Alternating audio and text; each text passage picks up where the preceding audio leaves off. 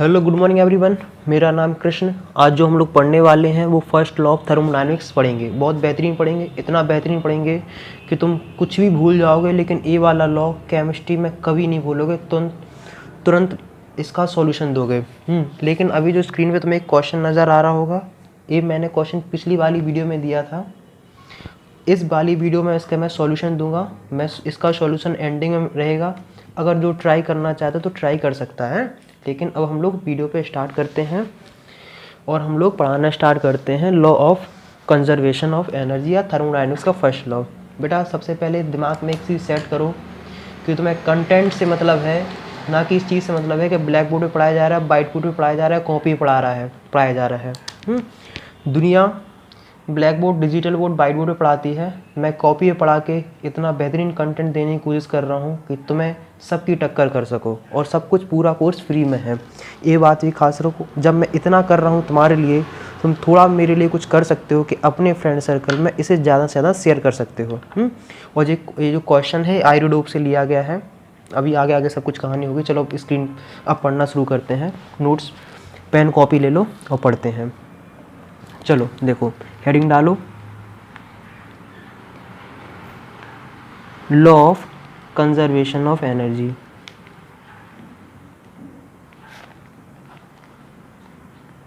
Law of conservation of energy, या फिर जो भी तुमने सुना होगा वो सुना होगा फर्स्ट लॉ ऑफ। बिल्कुल इतना बेहतरीन फील आएगा ना कि तुम खुद कहोगे फर्स्ट लॉ ऑफ थर्मोडायनेमिक्स। धीमे धीमे पढ़ने से बेटा हर चीज़ आती है। मैं ऐसा नहीं करता हूँ कि मैं स्टार्टिंग में हाई फाई शो ऑफ कर दूँ और एंडिंग तक वीडियो में तुम्हें कुछ भी समझ में नहीं आए। अपन एक आयुर्वेदिक जैसी अपनी पढ़ाई है, स्लोली स्लोली चलते हैं, लेकिन उनको साइड इफ़ेक्ट कुछ नहीं होता है। अगर पॉजिटिव नहीं तो साइड इफ़ेक्ट भी नहीं मिलेगा तुम्हें। तो चलो हम लोग देखो, इसको कहीं तुमने पढ़ा होगा कि del U Q plus W, इन तीनों चीज़ों का एक ही मतलब है, परेशान बिल्कुल भी नहीं होना है। सबसे पहले अगर जो पिछली बार देखते आ रहे होंगे साथ में तो उनको ही पता होगा, या फिर जो नए आए वो भी देख लो। मैं ऐसी कोई वीडियो नहीं रहता कि वहाँ टॉपिक पढ़ाऊँगा और पिछला तुम्हें कुछ परेशानी आए। हमने कहा था कोई सिस्टम है, कोई ऐसे मान लो सिस्टम है, ये वही पिस्टन के ऊपर सब कुछ पढ़ते हैं। ये सिस्टम है। इस चीज़ की हम इंटरनल एनर्जी दो तरीके से चेंज कर सकते थे। बताया था कि दो तरीके हैं, एक हीट से और दूसरा वर्क से। या फिर तुम इसमें हीट का एक्सचेंज हो जाए, या फिर वर्क का इसका कुछ वर्क इस पर करा जाए, या फिर यह सिस्टम वर्क करे। बेसिकली ये इसमें गैस फील्ड है, इतना याद रखना है। अपन IIT क्वेश्चन भी करेंगे, बेहतरीन वाला करेंगे, मज़ेदार करेंगे, इतना अच्छा करेंगे तो हमें हर चीज़ क्लियर हो जाएगी।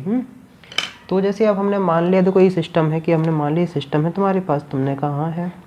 इनिशियल पोजीशन हमने ये मान लिया कि इनिशियल पोजीशन पे ये ऐसा है, यहाँ है। मान लो हमने क्या किया, कंप्रेशन किया। क्या किया है, कंप्रेशन किया है। कंप्रेशन किया तो आखिरकार ये ऑब्जेक्ट यहाँ तक सिस्टम हो गया है। और इसमें हमने कुछ ना कुछ हीट दी है, मतलब क्यू हीट दी है। जब तुम इसमें कंप्रेशन करोगे उसमें तुमने वर्क किया है। देखो अभी सब चीज़ तुम्हें बाहर से दी जा रही है सिस्टम को जब हर चीज़ बाहर से दी जाती है, हमने साइन कन्वेंशन बताया था, जब सिस्टम को दी जाए या फिर सिस्टम पे किया जाए तो हर चीज़ पॉजिटिव होती है। जैसे अभी देखो इनिशियली जब इतना था तो इसकी एनर्जी हमने U1 मान ली है। और जब यहाँ आ गया है तो इसकी एनर्जी हमने U2 मान ली है। कोई भी ऑब्जेक्ट होता है उसके पास इंटरनल एनर्जी पहले से भी होती है, इतना हमेशा याद रखना है। इंटरनल एनर्जी उसके पास पहले से होती है। जैसे हमने मान ली इसके पास पहले से एनर्जी है 10 जूल, मान के चल रहे हैं। हमने हीट दी 7 जूल और हमने वर्क किया 8 जूल। तो आखिरकार इसके पास फाइनली कितना हो जाएगा, फाइनली ऐसे दोगे, देखो U2 इक्वल टू जो पहले से थी, जो हमने हीट दी और जो हमने वर्क किया। तो मैं ऐसे हो सकता है कि फाइनल एनर्जी इक्वल टू हो जाएगा 10 + 7 + 8 और 8 × 5 = 15, 25 जूल। है कि नहीं। तो इसका मतलब हम ऐसे भी लिख सकते हैं कि जैसे अगर हम इसी क्वेश्चन को करते हैं तो U2 - U1 = Q + W।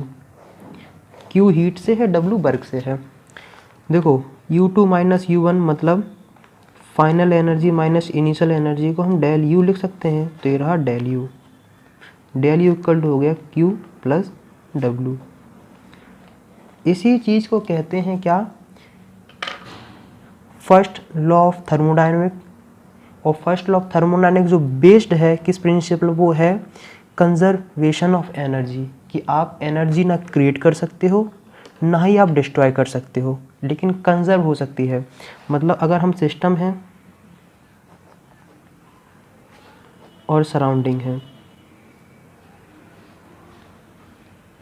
मतलब कभी यहाँ से एनर्जी यहाँ तो कभी यहाँ से एनर्जी यहाँ, मतलब यूनिवर्स की एनर्जी क्या है, कांस्टेंट है।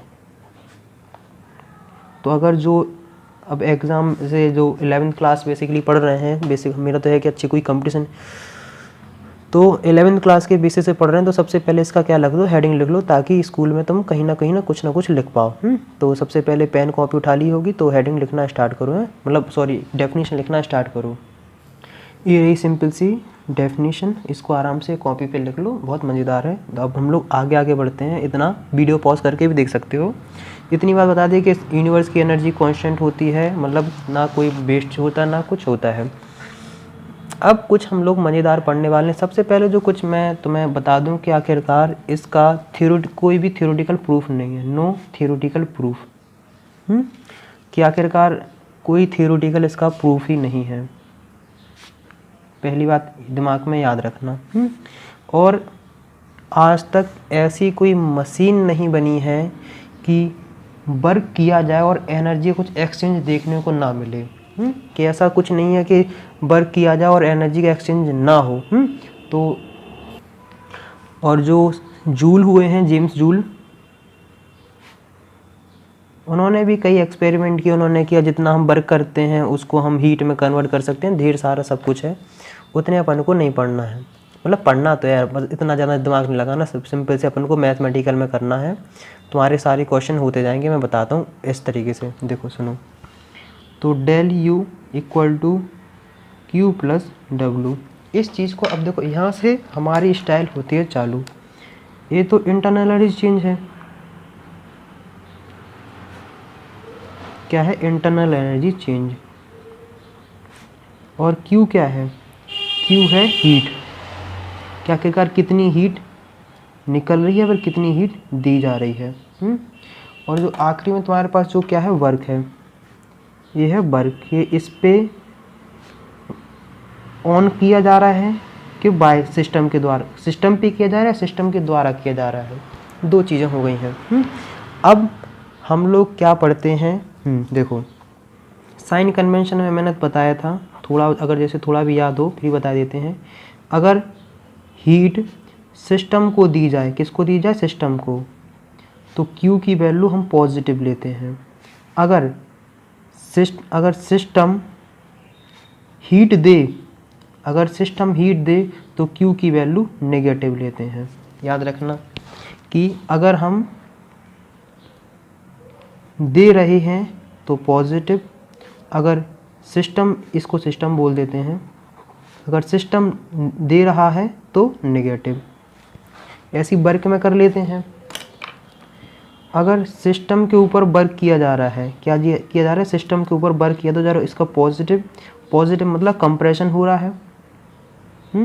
मतलब अगर कंप्रेशन हो रहा है तो क्या है, मतलब अगर सिस्टम के ऊपर वर्क किया जा रहा है तो पॉजिटिव लेंगे वर्क, अगर सिस्टम वर्क करता है तो हम नेगेटिव लेते हैं। अगर सिस्टम वर्क करेगा तो एक्सपेंड ही तो करेगा ना, तो एक्सपेंड।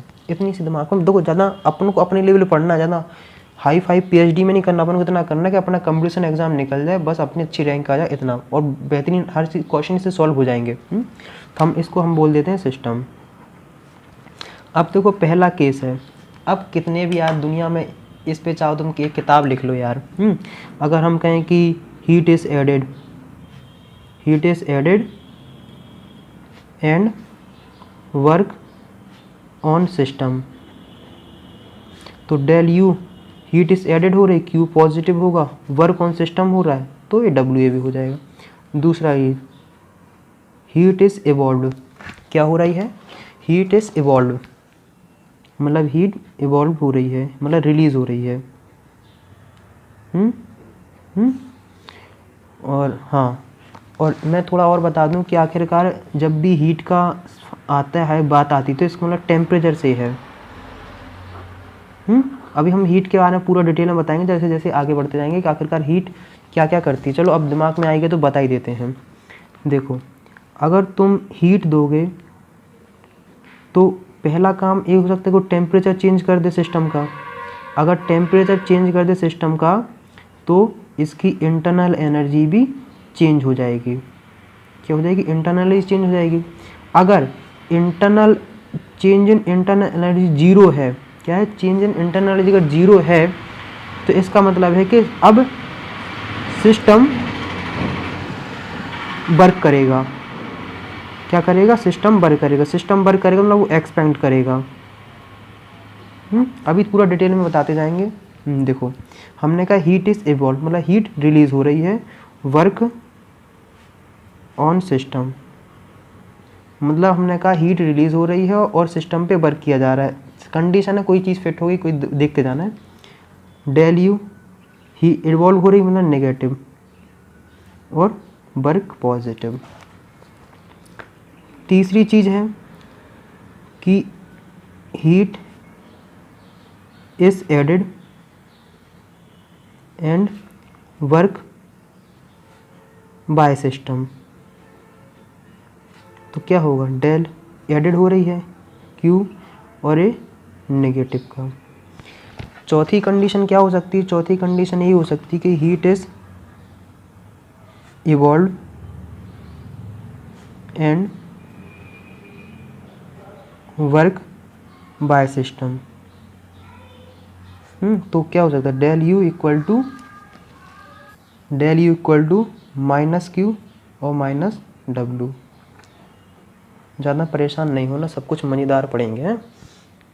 हाँ, तो अब जो हम बोल रहे थे वो हीट के बारे में बोल रहे थे। अब हीट के बारे में तो मैं थोड़ा क्लियर हो जाए। तो हमने इतना कर लिया था हीट। देखो, हमने कहा हीट के दो काम हैं। अगर टेम्परेचर चेंज हो, जैसे अगर टेम्परेचर चेंज हो किसका? सिस्टम का। अगर सिस्टम का टेम्परेचर चेंज हुआ तो उसकी इंटरनल एनर्जी भी चेंज होगी। अगर सिस्टम का टेम्परेचर चेंज हुआ तो उसकी इंटरनल एनर्जी चेंज होगी, याद रखना।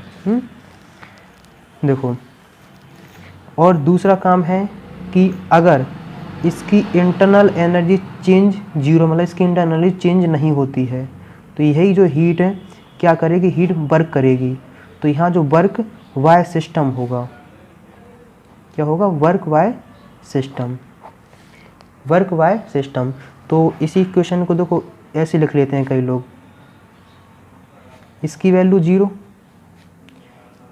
हीट हमने दी है Q और प्लस W हमें पता नहीं कि वर्क सिस्टम करेगा कि सिस्टम पे किया जाएगा, मतलब कंप्रेशन होगा, एक्सपेंडेशन होगा, जो भी होगा। Zero equal to Q plus W। तो आखिरकार क्या है आंसर? Q इक्वल टू जो हो जाएगा वो हो जाएगा माइनस का W। जैसे ही माइनस का आया है, माइनस का मतलब होता है वर्क बाय सिस्टम। क्लियर?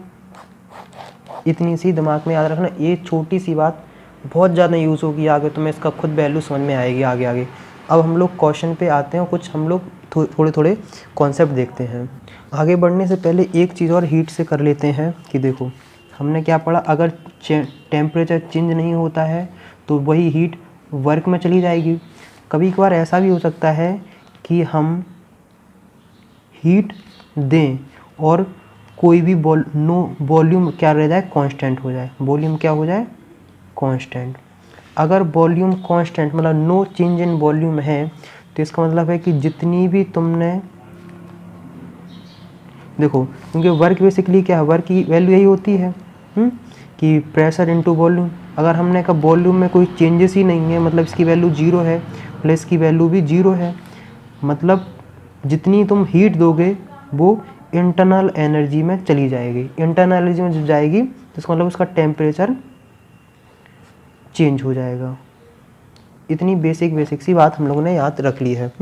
तो सबसे पहले हेडिंग डालो कांस्टेंट वॉल्यूम।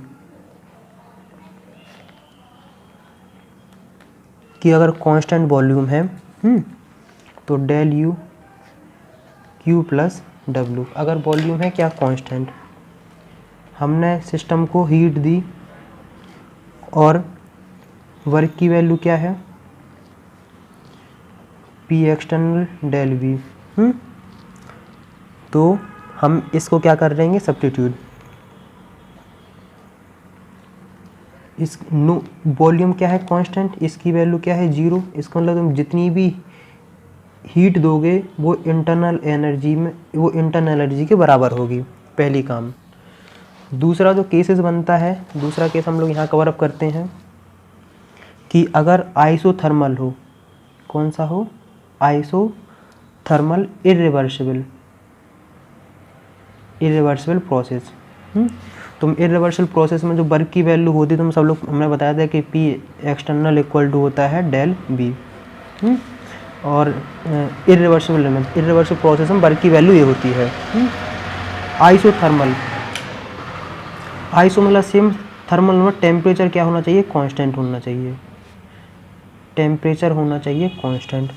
अगर टेम्परेचर कांस्टेंट है इसका मतलब क्या है कि सिस्टम का टेम्परेचर रहेगा कांस्टेंट, सिस्टम का टेम्परेचर रहेगा कांस्टेंट, इसका मतलब है no change in internal energy, internal energy में कोई भी तुम्हें चेंजेस देखने को ही नहीं मिलेगा। तो इसका मतलब del U plus Q plus W, इतनी सी बात हम लोगों ने रख ली है क्लियर।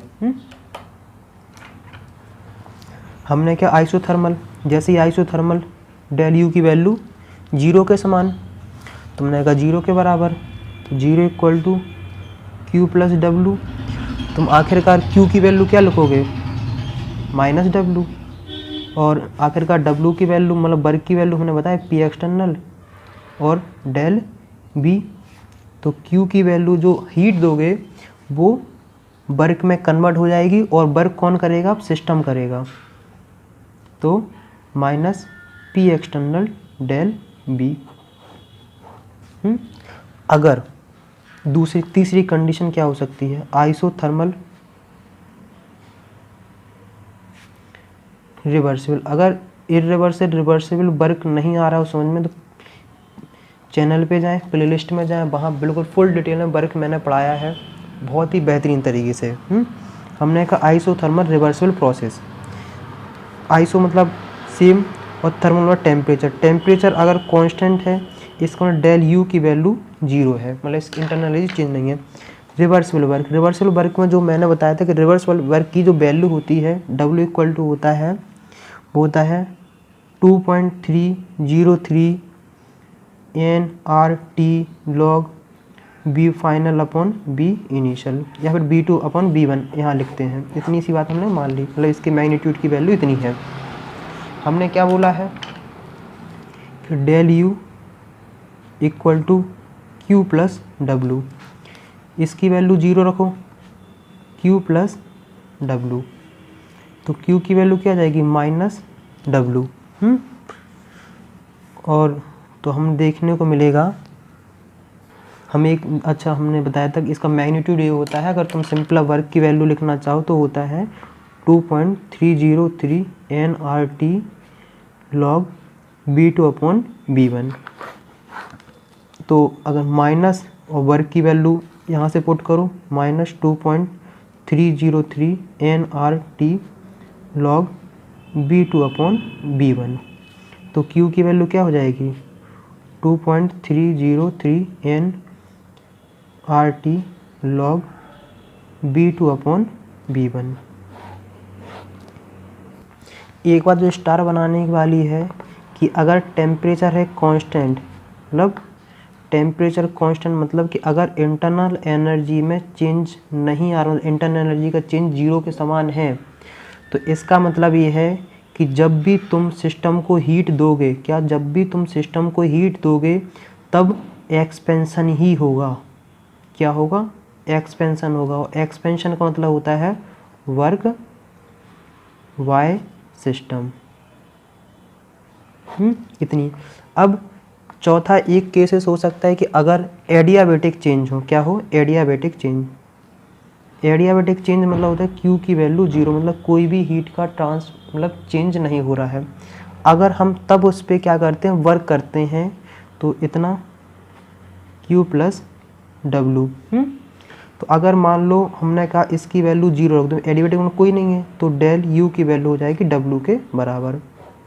तो जो भी तुम वर्क करोगे वो इंटरनल एनर्जी में चेंज आएगा।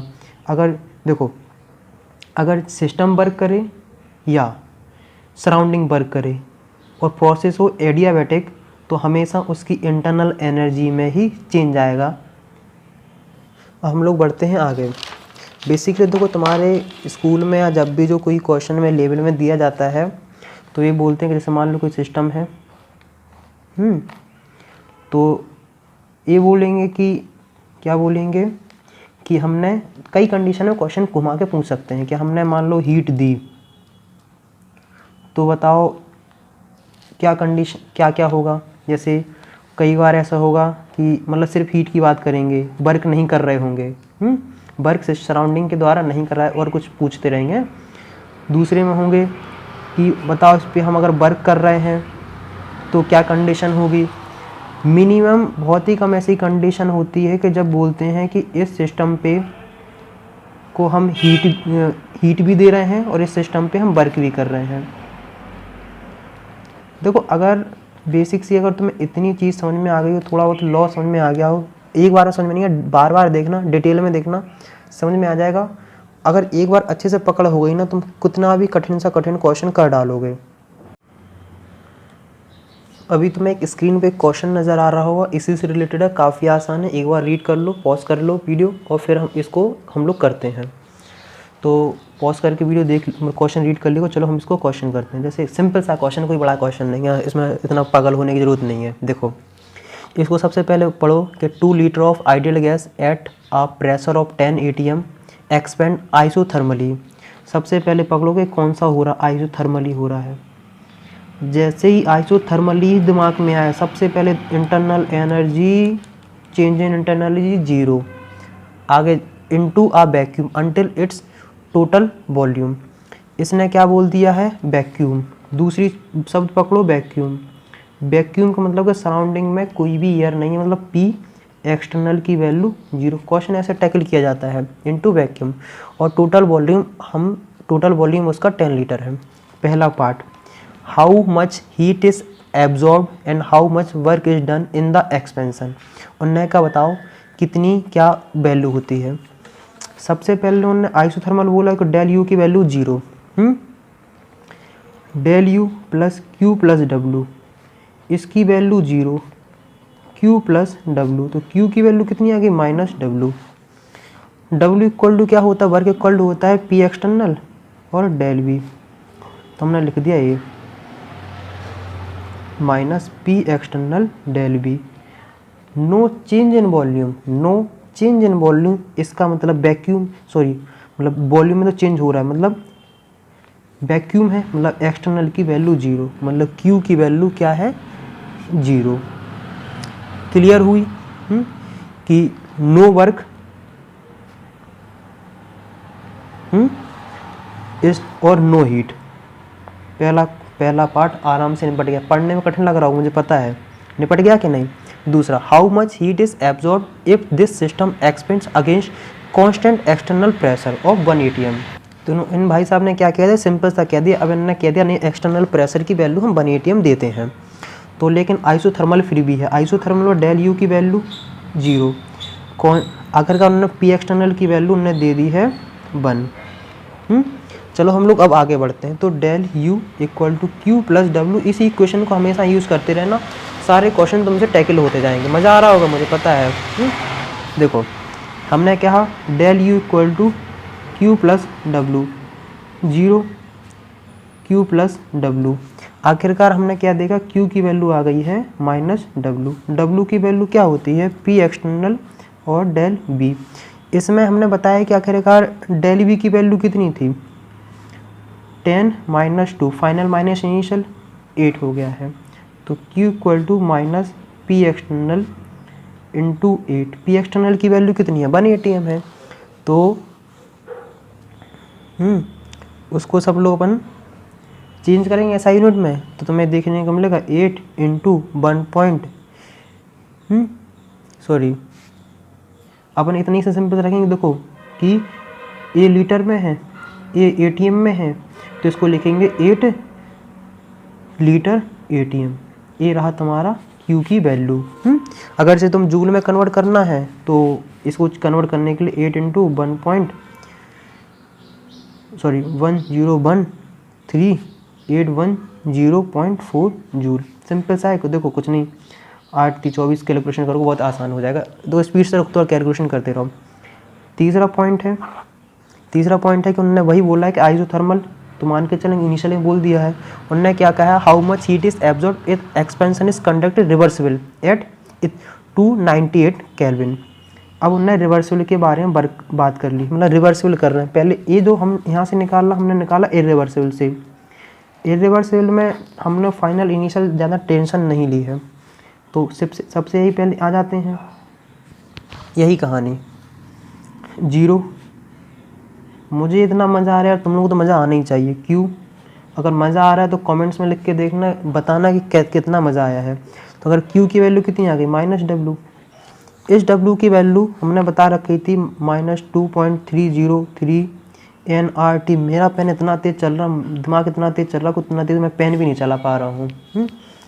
तो हमने क्या कर लिया है, तो Q की वैल्यू -2.303 nRT log B2/B1। इसमें सिंपल सा वैल्यू रखोगे, कोई बड़ी बात नहीं है। तो चलो हम लोग वैल्यू रखना स्टार्ट करते हैं। पॉजिटिव हो जाए, Q की वैल्यू हो जाएगी 2.303। और देखो अब तुम्हें दिक्कत यहाँ आ रही है nRT में, क्योंकि बहुत सारी चीज़ें इसमें तुम्हें गिवन नहीं रहती। तुम्हें बेसिकली क्या है, प्रेशर का पता है, वॉल्यूम का पता है, दो चीज़ें हैं। तो nRT = PB लिख सकते हो, क्योंकि यहाँ मोल में तुम परेशान हो जाओगे, जहाँ मोल में परेशान हुए। देखो यहाँ सोचने वाली दिमाग है कि आखिरकार हमने ये वाली इक्वेशन की यूज़ नहीं करी, हमारे पास R की वैल्यू है, T की वैल्यू है, लेकिन हमारे पास N की वैल्यू नहीं है। N की वैल्यू नहीं है, इसलिए हमने nRT को हमने PB में कन्वर्ट कर लिया है। तो हमने किया है PB log B2/B1। प्रेशर एक पॉइंट का तुम जो कोई भी एक पॉइंट ले लो, जैसे मान लो इनिशियली ले लेते हैं, तो हमने P1 B1 ले लिया है। 2.303 P1 B1 मान लेते हैं। P1 हमने लिया था 10 और B1 हमने मान लिया था 2। तो और log B2 फाइनल बोलो 10, इनिशियल बोलो 2। इसका तुम आंसर सॉल्व कर लेना, तो तुम्हें आराम से सिंपल आंसर मिल जाएगा। अगर यहाँ तक मज़ा आ रहा है तो वीडियो शेयर करो, अपने फ्रेंड सर्कल में शेयर करो। अब वीडियो काफ़ी लंबी हो चुकी है, जिसकी वजह से जो स्टार्टिंग में मैंने क्वेश्चन कराने के लिए बोला था, वो यहाँ सॉल्व नहीं कर पाएंगे। लेकिन घबराइए नहीं, नेक्स्ट वीडियो में इसका सॉल्यूशन हर हाल में देंगे। और आप डिस्क्रिप्शन में जाइए, वहाँ एक लिंक मिल जाएगी, उस लिंक पर आप क्लिक करिए तो आप डायरेक्ट उस वीडियो पे पहुंच जाएंगे जहां मैंने इस क्वेश्चन को सॉल्व कराई है। तो डिस्क्रिप्शन में चेक करिए, वहां आपको इसका सॉल्यूशन मिल जाएगा। और अगर आप मुझे सपोर्ट करना चाहते हो तो अपने फ्रेंड सर्कल में, सोशल मीडिया, जहां भी आप शेयर कर सकते हैं वहां शेयर करिए, ताकि हमें ज़्यादा से ज़्यादा सपोर्ट मिले और हम ज़्यादातर लोगों की हेल्प कर सकें। तो शेयर करते रहिए, स्टडी करते रहिए और खुश रहिए।